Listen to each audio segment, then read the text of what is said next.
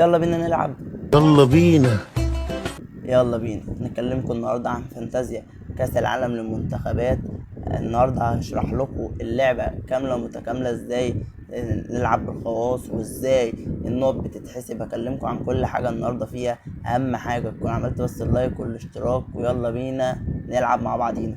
اول حاجه هسيب لكم تحت في الوصف ازاي تحمل اللعبه. هي حاططها لكم ابلكيشن، ولو مثلا عايز تفتحها من جوجل كله موجود تحت في الوصف. اول حاجه هتحمل اللعبه، هتخش هتلاقي منطقه الالعاب، هتدوس عليها وهتنزل شويه تحت هتلاقي كلمه فانتازيا، تدوس عليها وسجل بحساب جوجل، او لو انت عامل حساب بس اريح لك واضمن لك حساب جوجل تدوس وتسجل بحساب الجيميل بتاعك، وهتفتحها يقول لك اعمل خطتك وسجل اسمك وكل حاجه.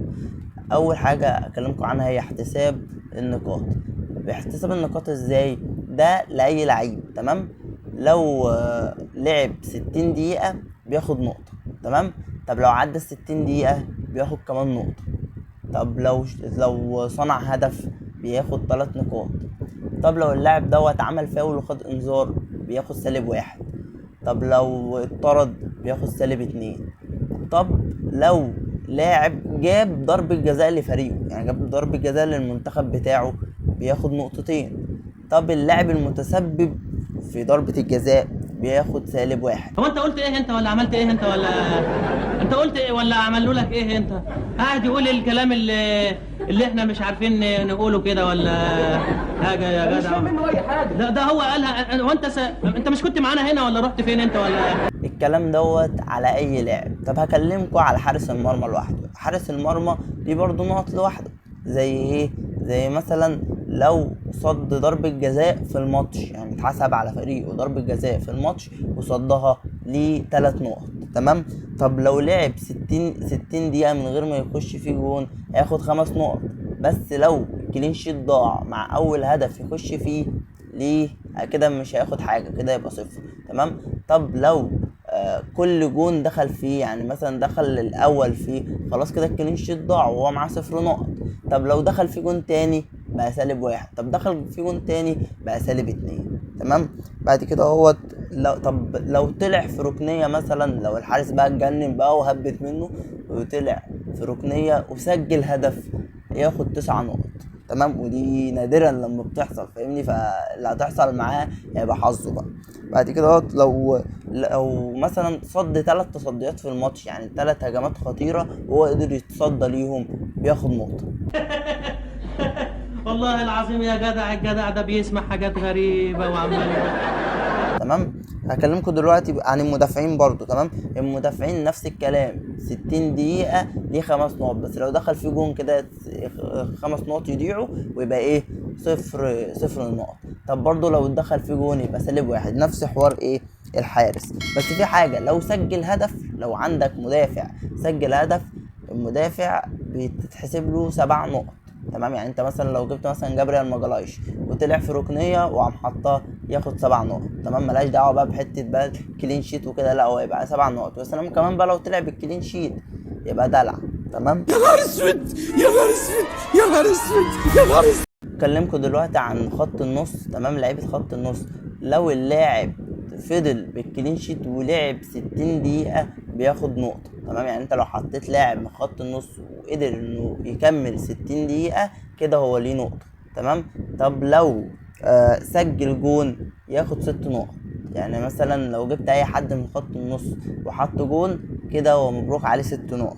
طب لو كل 3 تدخلات، يعني مثلا قطع الكوره 3 تدخلات ورا بعض ليه نقطة. طب لو عمل فرصتين بجونين، تمام؟ اللي هو مش ما سجلتش بس فرصتين خطيرة ليه نقطة. دلوقتي هنتكلم عن الهجوم. المهاجم سجل هدف ياخد 5 نقط، وكل تسديدتين على المرمى بياخد نقطة. يعني لو عندك مهاجم حط هدف كده هو مبروك عليه 5 نقط. طب لو شوطين والحارس قدر يصدهم كده ياخد نقطة. انت بتتكلم جد؟ مات. لا حول ولا قوة الا بالله، والله ما اعرف غير منك دلوقتي يا ابو حميد. في بقى نقط اضافية. ايه النقط الاضافية دي؟ لو عندك لاعب سجل جون من ضربة حرة مباشرة ياخد نقطة. طب في بقى حاجة ودي مهمة جدا جدا جدا جدا، لو مثلا عندك لاعب نسبة امتلاكه أقل من 5%، تمام، وجاب 4 نقط في ماتش، تمام، بياخد نقطتين تاني، يعني يبقى جاب 6. فدي بتبقى حلوة جدا جدا. لو مثلا هتاخد مثلا عندك لاعب أو لاعبين ريسك في المنتخب بتاعك أو في الفريق اللي انت هتعمله، دي بتبقى جامدة جدا. لو انت تقوم واخد لاعب كده اهوت واللاعب ده مثلا جاب مثلا 8 نقط، يبقى مبروك عليك 4 نقط، فاهمني؟ هي بتتحسب كده اهو، فاهم انت؟ بتبقى جامده جدا جدا. ان شاء الله نعمل لكم حلقات عن اللعيبه وعن الخطط ان شاء الله، يعني في حاجه كويسه جايه ان شاء الله. هخاف من ايه؟ ايوه تخاف من ايه؟ هخاف من ايه؟ هتخاف من ايه؟ من ايه؟ من ايه؟ انا جابوا لي ابوك. الانتقالات بقى، الانتقالات والتبديلات، انت ليك في دور المجموعات قبل ما يبدأ ودور ال 32 قبل ما يبدأ، انت ليك تبديلات براحتك، فاهمني؟ يعني انت ممكن تعمل فريق تاني من اول وجديد عادي. طب في دور المجموعات بدأ خلاص، كل جولة في دور المجموعات ليك تبديلين. يعني ايه تبديلين؟ يعني مثلا في الجولة التانية، تمام، وعايز مثلا تبدل، ليك تبديلين، ليك تغير 2 لعيبة بس، وعلى حسب الميزانية اللي معاك اللي هي 100 مليون، تمام، وانت بتجيب 15 لعيب، تمام، بال 100 مليون دول. طب بعد كده هو لو رحت الدور ثمن النهائي ليك 4 تبديلات، تمام، يعني انت لو رحت دور ثمن النهائي ليك 4 تبديلات. طب رحت نص النهائي معاك 5 تبديلات. طب لو رحت النهائي 6 تبديلات. مع كل خطوة بتاخدها في البطولة بيزيد لك تبديل اللعيبة. تجيب كام لعيب بقى من كل بلد في دور ال 32 وفي دور المجموعات؟ تقدر تجيب 3 لعيبة، ده أقصى حاجة لكل منتخب. يعني مثلا هتجيب من فرنسا في دور المجموعات وفي دور ال 32 3 بس، في مصر 3 بس، كده كذلك مع كل دور ايه اللعيبة عندك بتزيد. ورحنا مثلا ضمن النهائي، تمام، بتجيب 4 لعيبة، يسمح لك 4 لعيبة من كل منتخب، ده أقصى حاجة. طب رحت ربع النهائي 5 لعيبة، نص النهائي 6 لعيبة، النهائي 8 لعيبة. يعني في النهائي تقدر تجيب من فرقة من الفرقتين 8 لعيبة. تقدر، دي بقى حاجة كويسة جدا حلوة فيها، تقدر تبدل اللعيبة في الملعب. ازاي؟ اقولك ازاي.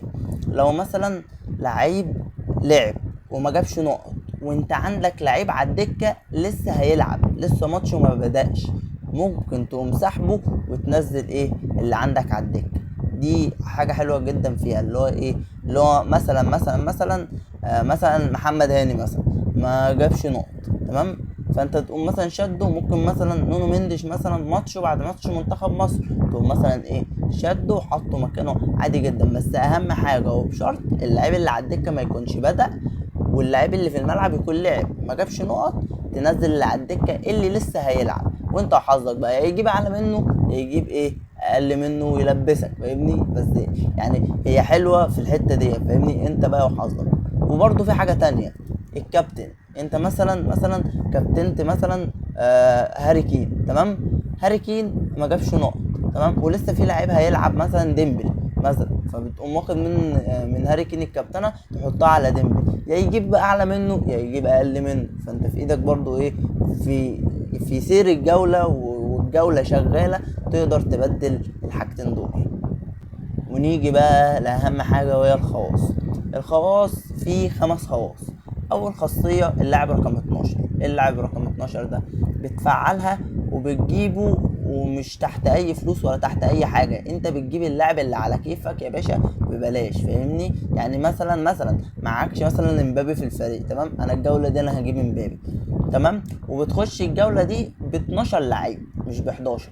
يعني انت بتحط في خطتك 11 لعيب، لا هيبقوا 12، هي لمدة الجولة دي بس، يعني انت بتفعلها لمدة جولة واحدة بس. بتجيب لعيب بأي رقم يا باشا بمزاجك، فاهم؟ لعيب مجاني، تمام، وبتتحسب لك نقطه في الجولة، وانت وحظك بقى يا يجيب نقط حلوة يا لا. دي أول خاصية. تاني حاجة يا ميكس كابتن. ايه ميكس كابتن ديت؟ دي انت بتفعلها ولما الجولة بتخلص خالص بيقوم اللعبة لوحدها بتشوف لك مين اكتر حد عندك في الفريق جاب نقط وبتكابتنهولك. يعني ايه بتكابتنهولك؟ يعني مثلا انت مش هتكابتن حد الجوله دي، تمام؟ يعني انت خلاص انت مش هتكابتن حد، انت هتعمل ميكس كابتن. مثلا الحارس هو اللي جاب اعلى نقط عندك، تمام؟ بتقوم الكابتنه رايح عليه لوحده ونقطه بتتضرب، تمام؟ فدي برضو بتبقى حاجه حلوه ومصلحه، ولازم انت تتعمل بذكاء، اللي هو انت تشوف فاهم انت الجوله اللي فيها اكتر مطوشه حلوه عندك في فريقك، وتقوم ايه مودي فيها، فاهمني؟ وتشوف وانت بقى حظك بقى يشوف مين اكتر لاعب هيجيب نقط، وتقوم الكابتنه رايحه له لوحدها.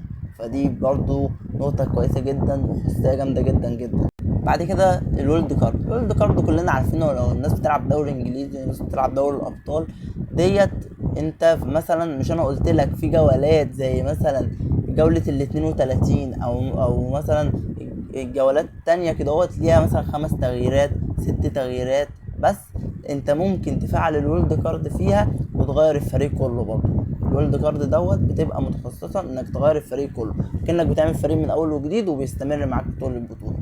دي تالت خاصية. رابع خاصية، الخاصية ديت لو انت مثلا عندك لعيبة، تمام؟ مثلا لعيبة من البرتغال، لعيبة من فرنسا، لعيبة من انجلترا، وهوبا عدوا دور المجموعات، واللعيبه ديت لعبت ان شاء الله حتى ما جابتش جوان او ما صنعتش، لا هم لعبوا بس شاركوا ان شاء الله دقيقه او دقيقتين، تاخد على كل لاعب فيهم نقطتين، تمام؟ يعني مثلا عندك مثلا مين مثلا مثلا فينيسيوس يا عم، تمام؟ وهو شارك مع ما سجلش ولا صنع ولا عمل اي حاجه، بس هو شارك مع البرازيل وعدوا دور المجموعات، وصلوا لدور ال 32، هوبا فينيسيوس نقطتين اضافه. كذلك بقى على اي حد، تمام؟ فدي برضو بتبقى نقطة حلوة جدا. واخر خاصية معانا وهي الخاصية الخامسة. الخاصية الخامسة ديت لسه ما اعلنوش عنها، دي سايبينها في الاخر خالص مفاجأة لينا، لسه محدش يعرف هي ايه، يا ترى يعملوها ايه مش عارف، هنشوف يعني، فاهم انت؟ حتة اثارة وكده هنشوف هتبقى ايه الخاصية الخامسة.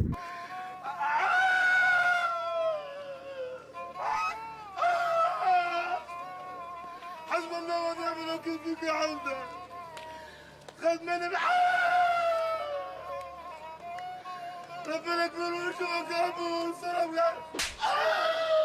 بس كده يا معلم، وكده ابقى كلمتك عن كل حاجة تخص اللعبة، احتساب النقط ازاي، احتساب كل مركز ازاي، الخواص، الحاجات النقط الإضافية والحاجات الإضافية هنشوف، وهعمل لكم إن شاء الله حلقات عن أهم اللعيبة اللي يجيبوها وعن كابتن مين، وده يبقى في حلقات يعني عن فانتازيا كأس العالم.